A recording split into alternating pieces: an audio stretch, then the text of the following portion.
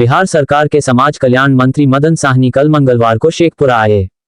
बांका जिला के एक कार्यक्रम से लौटते समय वो कल थोड़ी देर के लिए जिला मुख्यालय स्थित सर्किट हाउस में रुके, जहां विभाग से संबंधित पदाधिकारियों ने उनका स्वागत किया। साथ ही एनडीए कार्यकर्ताओं के द्वारा भी उनका भव्य स्वागत किया गया। इस दौरान समाज कल्याण मंत्री मीडिया से भी रूबरू हुए। चलाई जा रही है खास करके वीकर सेक्शन या फिर महादलितों के लिए, बच्चों के लिए, क्या फोकस है आपका उसमें? अभी तो हम पहले जो हमारा आंगनबाड़ी केंद्र है उस पर हम लोग अभी बच्चों के लिए जो पौष्टिक लड्डू का वितरण का काम हम लोग शुरू करवाए हैं और उसको सुचारू रूप से चलाने के लिए हम जितने भी सेविका हैं आंगनबाड़ी केंद्र की सहायता है उन लोग को प्रशिक्षण भी दे रहे हैं कि कैसे बनाना है।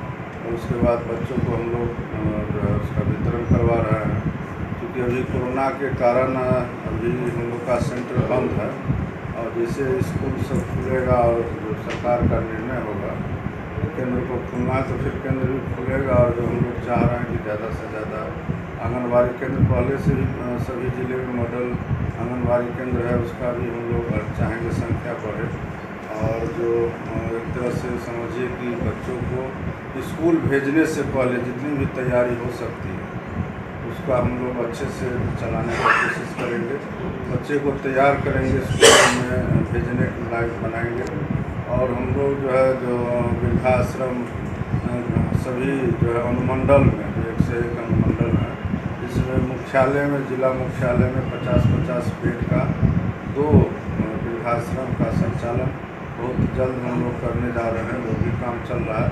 बृहद आश्रय स्थल अभी 12 जिले में हम लोगों ने निविदा प्रकाशित भी किया है, जो 29-30 करोड़ की लागत से प्रत्येक जगह में 29-30 करोड़ की लागत से वो बनेगा।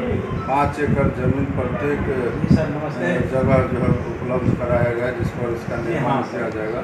और उसमें जो है सो कई तरह के गृह होंगे जहाँ लोग रहेंगे एक छत के नीचे सभी, और वो भी सभी का संचालन समाज कल्याण विभाग खुद भी करेगी और इसमें किसी भी दूसरे बाहरी व्यक्ति की आवश्यकता नहीं होगी। ये सारे काम किए जा रहे हैं। जो हमारे पेंशनधारी है उनको हम लोग डीबीटी के माध्यम से प्रत्येक माह में हम लोग जो है डीबीटी के माध्यम से लगभग 1 करोड़ जो विभिन्न तरह के पेंशनधारी है उनको हम लोग समय पर राशि भेजने का काम करते हैं। जो हमारे दिव्यांगजन हैं उनके बीच में हम लोग ट्राईसाइकिल या और अन्य जो भी उपकरण की आवश्यकता होती है तो उसका भी हम लोग वितरण करा रहे हैं। और जो शेष लोग छूटे हुए हैं उसके बीच में भी कैंप लगा करके हम लोग वितरण करेंगे। तो ये सब सारे काम चल रहे हैं। बहुत सारे सर आगे जो बहुत सारे काम है उसको हम लोग और गति देंगे और इस का जितना भी काम है उसको सही से लोगों तक पहुंचाएंगे। जैसे हमारे